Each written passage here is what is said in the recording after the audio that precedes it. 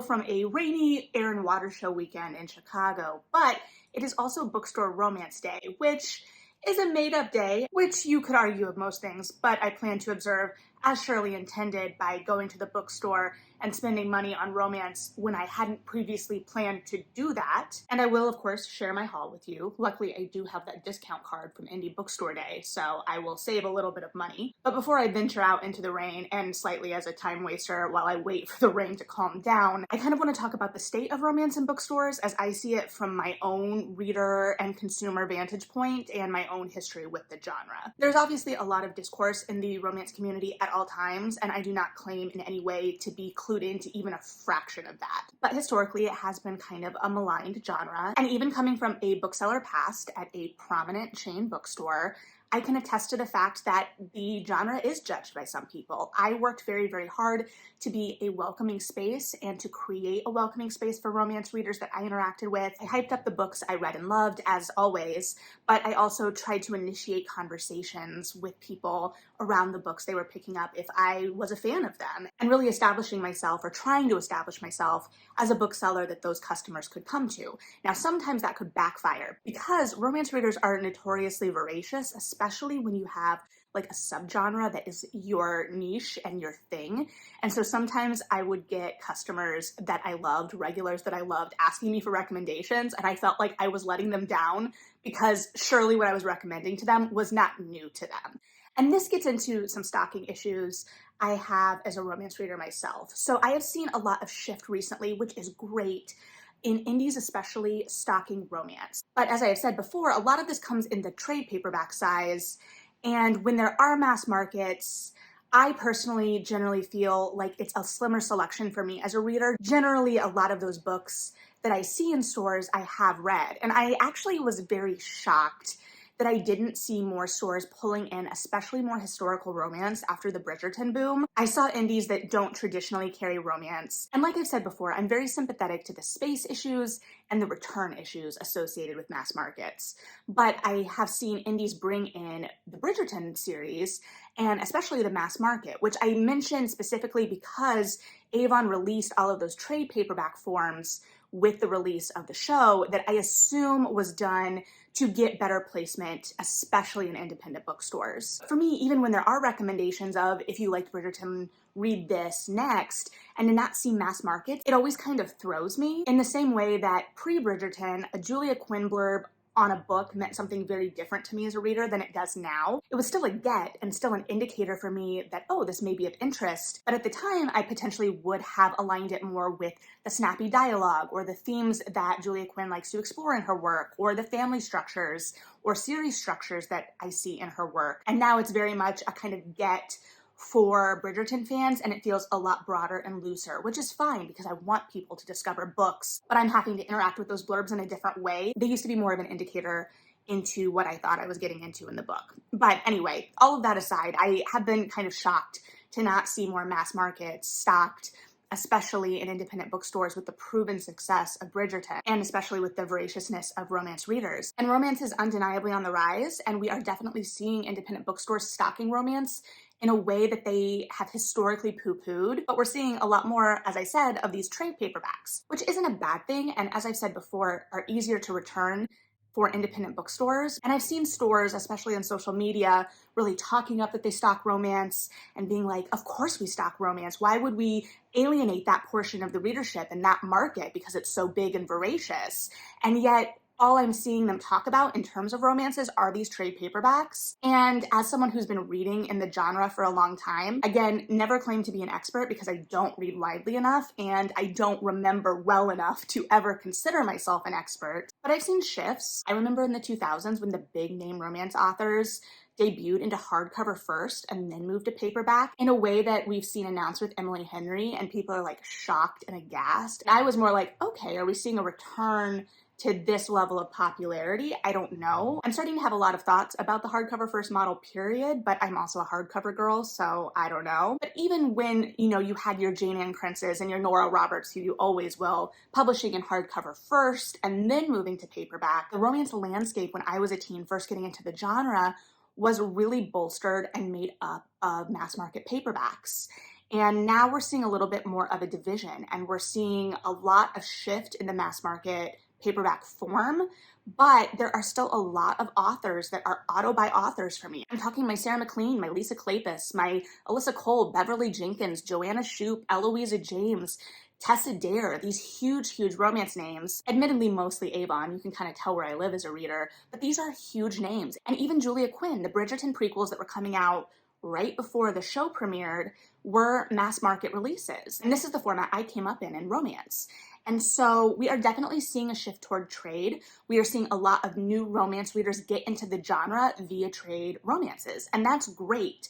But in some ways, it feels like we are leaving mass market readers behind. And so while we're celebrating the growth of romance and the way that romance has a little bit more social cachet, even in independent bookstores, there is still a lot of discussion to be had here. And it brushes up against a lot of these other discussions that kind of cycle, especially in terms of like covers and what different romance readers prefer on covers. And I understand trends and changes, and I'm not going to poo-poo people's preferences as long as they're not being jerks about it. Personally, for me, a lot of the cartoon covers, the illustrations feel flat. Not all of them, but a lot of them, and that's just a personal preference. But people who are way more knowledgeable, especially about the history of the industry, like the Faded Mates podcast, have more in-depth discussions, especially about the kind of changes in covers we've seen over the years. And they also have really great discussions about how traditionally covers were used to kind of set reader expectations, especially in subgenres. I guess all of that is to say I'm very, very excited we're seeing more romance in bookstores. I'm glad that bookstores are enthusiastic about this as well, but I also don't want us to forget that the genre is a lot broader, and this is coming from someone who has known admitted lacks in my own reading. For me, I definitely have a knowledge gap in terms of self-published and indie published romance, and I've been thinking about how to kind of play with that and become more familiar even as I'm staring down a never-ending TBR of traditionally published books. So it's a balance, and I understand that people gravitate toward different things, but by leaving out mass market readers, it can feel like you're telling a subset that they don't matter in a way, and that feels harsh and hyperbolic and is surely complicated not only by the returns issue, but the fact that ebooks have upset the market, that they've been playing with the mass market form, and are apparently going back to the original mass market instead of that mass max that they tried out. I maintain that I really liked the mass max format. I don't think they gave it enough time. I don't think most readers even knew it had happened until they decided to scrap it. And that is potentially a whole nother conversation about the publishing industry and how it does things. But those are just some of my general thoughts, and not meant to be a downer or a judgment by any means, because I'm about to go spend more money than surely anticipated on books. So I will report back with the romances I pick up, and we will reconvene here through the magic of the internet in just a transition. All right, I am back. I went and bought way more books than I probably should have, and then took one of those naps where when you wake up, you're not really sure where you are or what's going on, or if maybe it's the future, which I guess technically it is. But nevertheless, I bought a bag of books. And did I need to buy all of these? Absolutely not. I did not, but we're gonna go through what I got. That being said, my suspicions about the state of the mass markets was correct. There is a spinner at this particular store. The spinner itself looks to advertise Avon and Harlequin, and I remember being very excited when it went in because, as I have mentioned, I really like Avon mass market authors. That being said, I don't know that that spinner has been restocked since it went in. It seems like they're just kind of selling off the stock that was ordered onto it. So that's kind of a bummer. But don't worry, I still managed to buy a title off that spinner, and that is Tempest by Beverly Jenkins, because I am still making my way through the Beverly Jenkins backlist and kind of all over the place in that, because this I think is number 3 in a series, though the selection was very limited on that spinner. This is connected to a book I have already read because I read Wild Rain, I believe, while I was on my kind of slump hiatus, and that follows Spring, who is the sister of this book's hero, because I was like, those names sound familiar. This is also set in the Wild West, and I'm very excited to get to see Colton and Reagan's story, because what we got to see of them in Wild Rain was really fun, and the blurb of this starts out, what kind of mail-order bride greets her intended with a bullet instead of a kiss? So we're going to have an arranged marriage, marriage of convenience type plot, which I do love. And Beverly Jenkins so far has written books set in the Wild West that I actually like, and I historically don't really like Wild West settings or Westerns particularly, so I'm excited to continue exploring that. And I of course have her book that's coming out Tuesday pre-ordered as well. The new Sarah McLean also comes out on Tuesday. So as much money as I spent today on romances, I have more romances coming. And then I bought The Perfect Crimes of Marion Hayes by Sebastian. I still have not read Kit Webb, so I am sure that we meet the characters in this book in that book, but I need to catch up. But I know I love Sebastian though. She started out as a mass market Avon author, and with this series, they've moved her to trade paperback. So I'm very interested in that shift as well, just from trying to figure out what direction they're going with authors. Will they start to move other traditionally mass market authors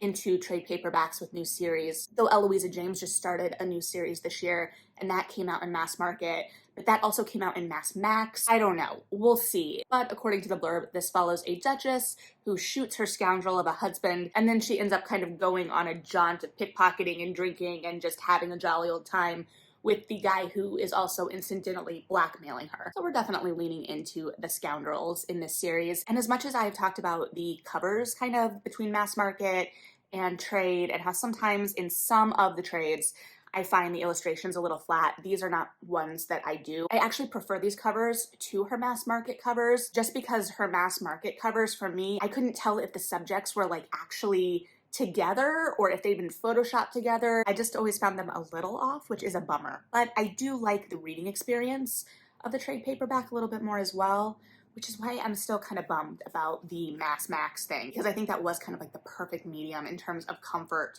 for mass market romance readers. And then I bought 7 Days in June by Tia Williams. I know I am super late to the party on this one. I also already own this on Kobo, but I saw it on the Staff Picks Bay, and I was like, what if I do want to read it physically? I should have it just in case. So I bought it. From all I've heard, this is wonderful. It's a second chance romance following two writers who had a brief but passionate fling years and years ago, and they meet up again, but they've also potentially been talking to each other through their books. So as I've been reading a lot of romances recently about writers in the literary world, I definitely need to get to this one because I've heard nothing but raves about it. And then another book I've been hearing nothing but raves about and picked up mostly because the library hold list was so long, Funny You Should Ask by Alyssa Sussman. This has been getting lots of buzz, as I said, and is kind of a celebrity romance of sorts. According to the blurb, it is about a reporter who interviews the next A-list celebrity playing James Bond, and they have a whirlwind weekend, and then it picks up 10 years later, and she is being offered to interview him again,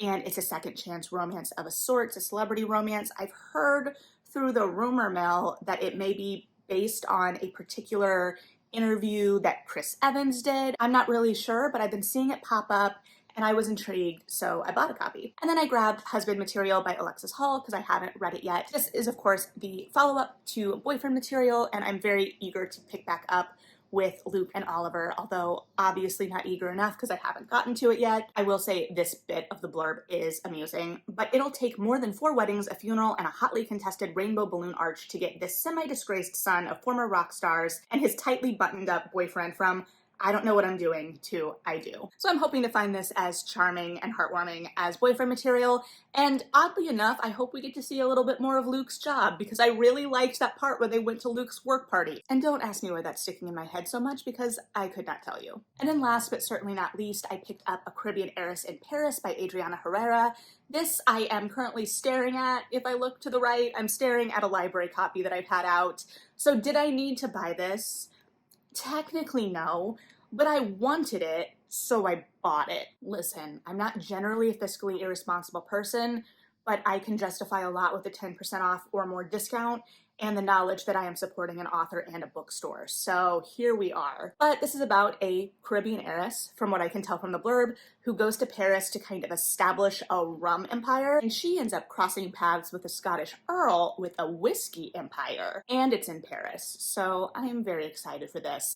I will say, if you look at this, it looks like it has a little breakaway, right? But as you have probably guessed by the fact that I just did this, this isn't, it's just a strip. It's just a strip. So there's no step back here, but it is a gorgeous cover. And even some of the mass markets are moving toward this kind of one central character focused cover design. I know the new Sarah McLean series has it. I will also say, like, even though they don't have like a tearaway or a step back there, they still kind of like designed that to look like it. I don't know, but I'm very excited about this one.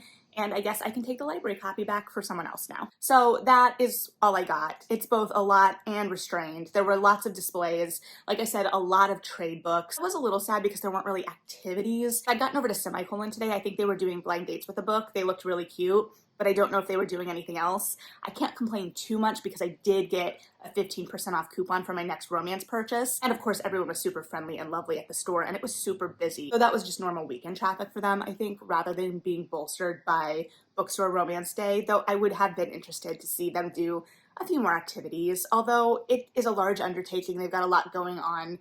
I could just be being greedy. I don't know, but that's just a quick haul of what I grabbed. If you went out for Bookstore Romance Day, I'd be really interested to hear if your store, whatever that store may be, did anything in particular to celebrate and what that was. And also, of course, what titles you got. So please let me know that below. And feel free to hype up any of the titles that I got if you've read them. So yeah, just a quick haul. Thanks for hanging out. Read something good, like and subscribe if you feel like it. And yeah, bye.